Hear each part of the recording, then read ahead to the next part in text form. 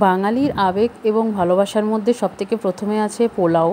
আমি আজকের রেসিপি দেখাবো বাসন্তী পোলাও, সাথে থাকবে মাটন কষা। মাটন কষার রেসিপিটা আমি এর আগেও শেয়ার করেছি, চাইলে তুমি গিয়ে দেখতে পারো। আচ্ছা, বাসন্তী পোলাও সবথেকে সহজভাবে আমি দেখাবো, খুব তাড়াতাড়ি যাবে হয়ে যায়।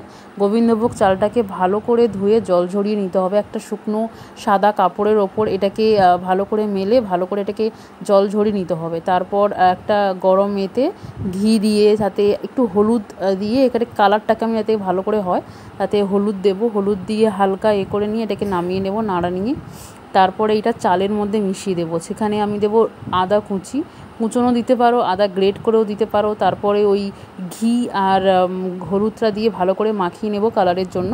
তারপর এটা ম্যারিনেট হতে রেখে দেবো। তারপর একদিকে কড়াইতে আমি ঘি দিয়ে এখানে তেজপাতা আর গোটা গরম মশলার ফোড়ন দেবো। গোটা গরম মশলা বেশি কিছু থাকবে না, দারচিনি, এলাচ, একটুখানি লবঙ্গ।